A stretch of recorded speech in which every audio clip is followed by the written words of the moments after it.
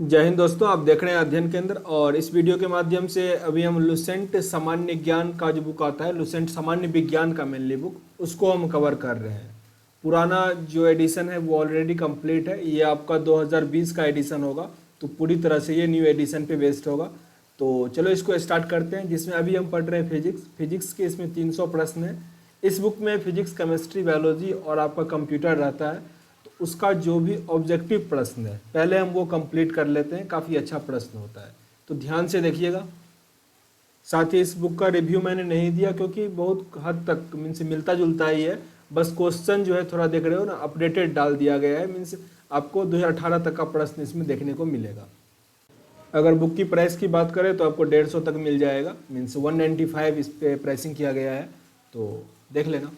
चलो अभी स्टार्ट करते हैं। पहला प्रश्न यहाँ आपका दिया गया है कि कार्य का मात्रक क्या होता है। कार्य का मात्रक क्या होता है? जूल। कार्य का मात्रक जूल होता है।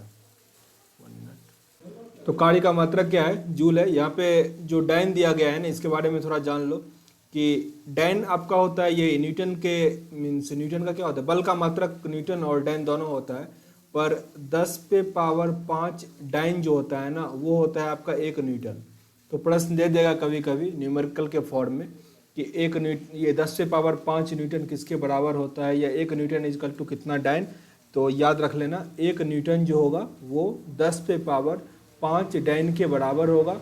और बल का वैसे मात्रक न्यूटन हो जाएगा, लेकिन सीजीएस पद्धति में क्या होता है, वो डाइन हो जाता है। ठीक ना, इसको भी थोड़ा याद रखना। हालांकि प्रश्न था कार्य का मात्रक क्या होता है, जूल। प्रकाश वर्ष इकाई है। प्रकाश वर्ष क्या है? दूरी का इकाई है। प्रकाश वर्ष होता क्या है कि प्रकाश जानते हो ना, मीन्स प्रकाश का जो स्पीड होता है 3 लाख मीटर पर सेकंड, 3 लाख मीटर पर सेकंड होता है। तो एक वर्ष में मीन्स 365 दिन में प्रकाश जितना दूरी गमन करेगा उसे हम कहते हैं एक प्रकाश वर्ष। प्रकाश वर्ष दूरी का मात्रक है। क्या प्रकाश वर्ष दूरी का सबसे बड़ा मात्रक है? नहीं। प्रकाश वर्ष का 3 गुना एक होता है पारसेक। पारसेक, ठीक ना। तो ये पारसेक जो है दूरी का सबसे बड़ा मात्रक है। पर आपको यहाँ समझना होगा, यहाँ पे ऑप्शन के अकॉर्डिंग ये सब आंसर चेंज हो जाता है। जैसे मैं समझाता हूँ, एक तो हो गया आपका प्रकाश वर्ष, एक हो गया पारसेक, और एक होता है खगोलीय दूरी। अब खगोलीय दूरी क्या हो जाता है, देखो जैसे ये हुआ आपका सन और ये हुआ पृथ्वी। तो पृथ्वी से लेकर सन का जो दूरी होता है उसको हमने मान लिया है कि एक खगोलीय दूरी, एक खगोलीय दूरी। अब कोई आपसे पूछ दे कि सूर्य से लेकर बृहस्पति का दूरी कितना है, तो अनुमान लगाते हैं कि पृथ्वी से जितना दूर है उसका 5 गुना ये दूर है या 6 गुना दूर है। तो उसको हम लिख देंगे 6 खगोलीय दूरी, ऐसा लिखा जाता है। तो खगोलीय दूरी भी दूरी का मात्रक हुआ, पारसेक भी दूरी का मात्रक हुआ, और प्रकाश वर्ष भी दूरी का मात्रक हुआ। लेकिन सबसे बड़ा दूरी का मात्रक कौन है? पारसेक है, लगभग प्रकाश वर्ष का 3 गुना। क्लियर हो गया होगा। आगे प्रश्न देखो, एम्पियर किसका मात्रक है? एम्पियर मात्रक है आपका विद्युत धारा का। विद्युत धारा का मात्रक क्या होता है? एम्पियर। बहुत इंपॉर्टेंट है। ऑप्शन नंबर सी यहाँ आपका आंसर है। सारे प्रश्न को ध्यान से देखना, थोड़ा वीडियो लंबा भी हो तो कोई बात नहीं, लेकिन देखना सारा। निम्नलिखित में से समय का मात्रक इसमें से कौन सा नहीं है? तो अभी हम पढ़े थे प्रकाश वर्ष किसका मात्रक था? प्रकाश वर्ष मात्रक था दूरी का। दूरी का मात्रक है प्रकाश वर्ष, जबकि अधिवर्ष, चंद्रमा, ये सब क्या है? समय का मात्रक है। पारसेक इकाई है। पारसेक अब समझ गए होंगे, पारसेक क्या है? दूरी का ही मात्रक है। पारसेक किसका इकाई है? दूरी का। ये प्रकाश वर्ष का 3.7 होता है, पर 3.07 गुना होता है, पर आप लगभग 3 गुना याद रखो तो आप आसानी से एग्जाम में टिक कर पाओगे। निम्नलिखित में से कौन सा एक सुमेलित नहीं है? यहाँ पे से एक क्या होगा? गलत दिया गया है। तो देख लेते हैं। डेसिबल जो है, डेसिबल ध्वनि की प्रबलता मापते हैं। जो मानव होता है, सामान्य मानव, वो 20 से लेकर 20,000 हर्ज तक या 20 किलो हर्ज लिखते हैं उसको सुन सकता है। अश्व शक्ति, ये शक्ति का इकाई है, बिल्कुल सही है। 746 मीन्स पावर होता है 1 हॉर्स पावर का, ठीक ना, वाट होता है, ठीक। आगे समुद्री मील, ये भी दूरी का इकाई है, नॉटिकल मील जिसे कहते हैं, समुद्री मील। आगे सेल्सियस, सेल्सियस होता है ताप का मात्रक, ना कि उष्मा का मात्रक। सेल्सियस किसका मात्रक होता है? ताप का। याद कर लो इसको, काफ़ी कंफ्यूजिंग है ये। सेल्सियस किसका मात्रक है? ताप का। ऑप्शन नंबर आपका यहाँ पे डी होगा। ल्यूमेन किसका मात्रक है? ल्यूमेन किसका मात्रक है? ज्योति फलक का। ल्यूमेन किसका मात्रक है? ज्योति फलस्क का। ऑप्शन नंबर बी यहाँ आपका सही है। देखो रिपीट कर रहा हूँ आप लोगों के लिए अच्छा, ताकि आपको लंबे समय तक याद रह जाएगा, उसीलिए मैं रिपीट करता हूँ। पास्कल किसका इकाई है? पास्कल किसका इकाई है? दाब का। दाब का। यहाँ पे एक चीज़ और समझो, जो हाइड्रोलिक ब्रेक होता है या जेसीबी का जो हाइड्रोलिक मीन्स हाइड्रोलिक सिस्टम जो होता है वो किस सिद्धांत पे काम करता है? तो वो पास्कल के सिद्धांत पे ही काम करता है।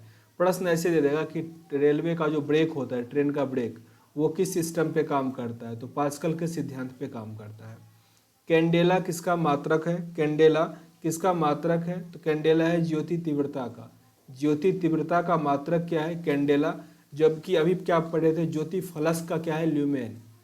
यंग प्रत्यास्थता गुणांक का एसआई मात्रक क्या है? यंग प्रत्यास्थता गुणांक का एसआई मात्रक होता है न्यूटन पर मीटर स्क्वायर। न्यूटन पर मीटर स्क्वायर होता है यंग प्रत्यास्थता गुणांक का। फिर से रिपीट कर लो एक बार, यंग प्रत्यास्थता गुणांक का क्या होता है? न्यूटन पर मीटर स्क्वायर। निम्नलिखित युग्मों में से किन भौतिक राशियों में समान विमीय सूत्र नहीं होता? एक समान विमीय सूत्र नहीं होता। तो बल और दाब का एक समान नहीं होता है। जबकि अगर हम बल का मीन्स अगर बात करें, ये जान लो थोड़ा, बल का जो विमीय सूत्र होता है वो क्या होता है? M L T minus two means M L T minus two. लेकिन दाब का क्या होता है? M L minus one T minus two. तो यहाँ पे लेंथ जो होता है ना इसका, ये नीचे आ जाता है। तो बल और दाब का क्या होता है?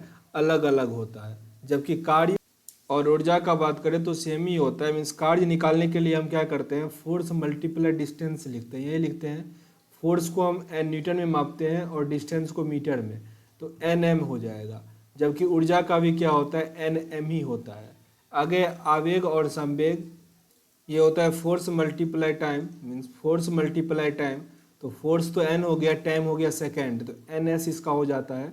संवेग का भी क्या हो जाएगा? यही हो जाएगा।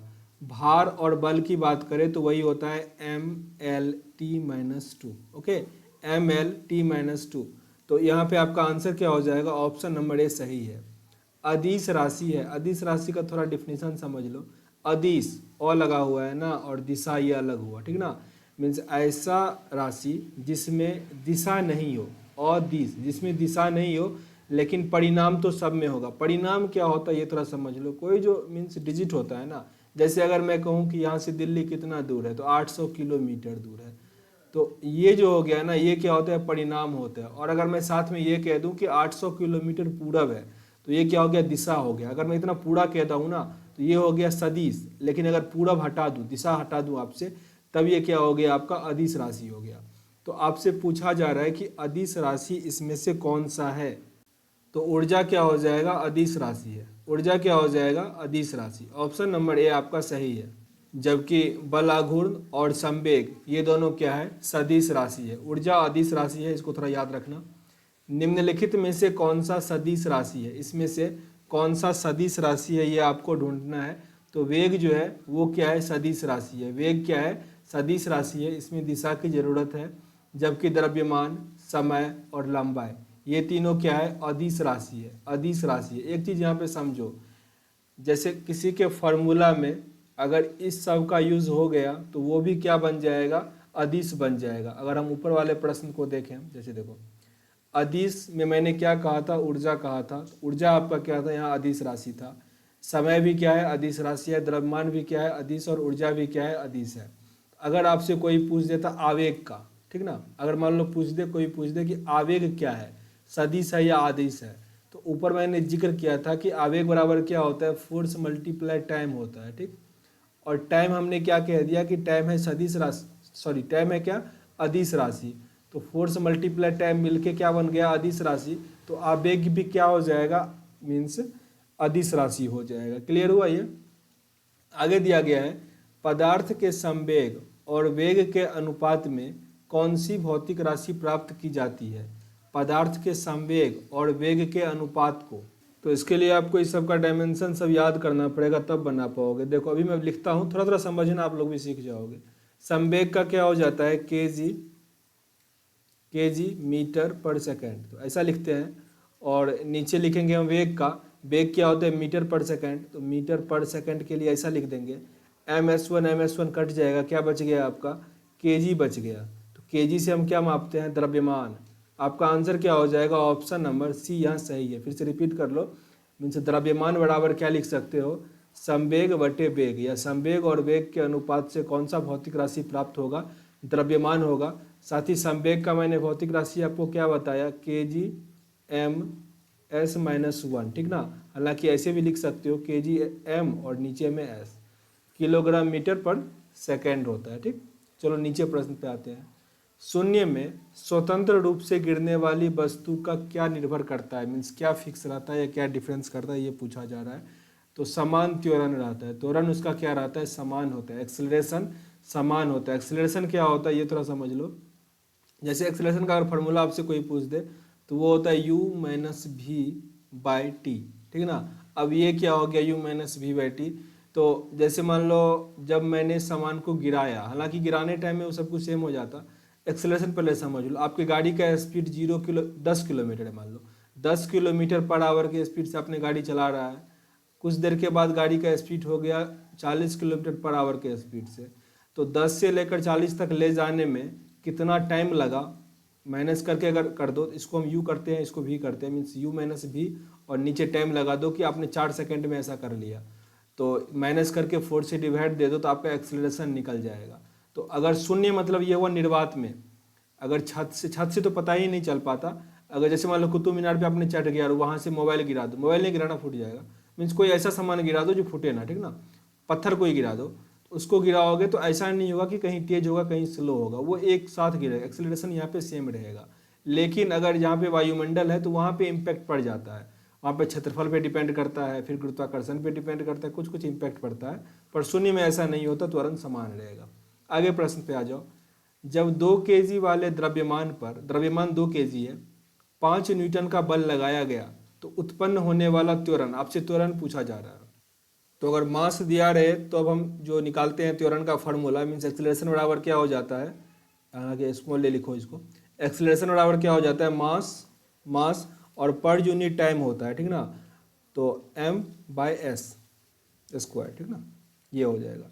तो मास यहाँ पे क्या है? 2 kg है, और नीचे 5 मल्टीप्लाई 5 हो जाएगा 25, मीन्स 2/25। ये इस फॉर्मूला पे नहीं बनेगा, थोड़ा इसको हम इरेज कर देते हैं, ठीक ना। यहाँ पे आप थोड़ा समझो, 1 मिनट, थोड़ा इसको इरेज कर लेते हैं, ओके। यहाँ पे और आसान तरीके से बन जाएगा। ये मीन्स 5 न्यूटन जो है ये फोर्स है। तो फोर्स बराबर क्या होता है? मास गुने एक्सेलरेशन, ये होता है। F बराबर है, में आइंस्टीन का फार्मूला पढ़े होगे, उसी पे इसको बनाएंगे। तो फोर्स यहाँ पे क्या है? 5 न्यूटन है, 5 लिखते हैं, इज इक्वल टू मास कितना है? 2 kg है, और ए को ए ही लिखते हैं। तो ए बराबर क्या हो जाएगा? 5/2। और इसको सॉल्व करोगे तो क्या हो जाएगा? 2:4 मीन्स 5, 2.5 मीटर पर सेकेंड। तो हालांकि स्क्वायर में आएगा, तो आपका क्या हो जाएगा? ऑप्शन नंबर यहाँ पे ए सही होगा। याद रखना, एक्सेलरेशन को रिप्रेजेंट करने के लिए मीटर पर सेकेंड ही लिखा जाता है, तो ऐसा यहाँ की सेम ऑप्शन दे दिया गया है। लेकिन हाँ, न्यूमेरिकल आपको सही से अब पढ़ना पड़ेगा, क्योंकि 5 प्रश्न आपके न्यूमेरिकल के आ जाते हैं। तो फिजिक्स में यहाँ पे जो न्यूमेरिकल आएगा उसको तो मैं डील करूँगा ही, साथ में कोशिश करूँगा बाद में एक न्यूमेरिकल का भी वीडियो आपके लिए बना दूँ। आगे प्रश्न 17वां हमारा। किसी भी स्थिर या गतिशील वस्तु की स्थिति और दिशा में तब तक कोई परिवर्तन नहीं होता जब तक कि उस पर कोई बाह्य बल कार्य ना करे या सक्रिय ना हो। यह है न्यूटन गति का पहला नियम। न्यूटन गति का पहला नियम क्या करता है कि जो वस्तु जिस अवस्था में है उसी अवस्था में रहना चाहता है, वो तब तक स्थान परिवर्तन या पोजीशन नहीं चेंज करेगा जब तक कि उस पर कोई बाह्य बल ना लगे। इसको आप जड़त्व का नियम भी कह सकते हो, जड़त्व का नियम, ओके। फिर जड़त्व का 2 टाइप का बांट दिया जाता है, एक होता है रेस्ट ऑफ इनेर्शिया, एक होता है मोशन ऑफ इनेर्शिया। पर जड़त्व का नियम अगर कभी प्रश्न में दे तो उसको सीधा समझना न्यूटन का प्रथम नियम है। जिस प्रकार की, मान लो अगर एक एग्जाम्पल दूँ कि कोई घुड़सवार है, घुड़सवार तो नहीं, मान लो आप गाड़ी से जा रहे हो, बस से, बस चल रही है, एकाएक उसने ब्रेक लगा दिया, तो आप क्या करोगे? आगे की तरफ झुक जाओगे। या फिर बस खड़ी है और एकाएक चलना शुरू कर दिया तो आप पीछे की ओर झुक जाओगे। तो वहाँ पे कौन सा फोर्स लग रहा है? या तो जड़त्व का या नहीं तो न्यूटन का पहला नियम का। तो इस दोनों में कभी कंफ्यूज नहीं करना, दोनों एक ही होता है। आगे प्रश्न है हमारा, रॉकेट डैश के सिद्धांत पर कार्य करता है। रॉकेट करता है संवेग संरक्षण के सिद्धांत पर। रॉकेट किस सिद्धांत पर कार्य करता है? संवेग संरक्षण के सिद्धांत पर। Option number D.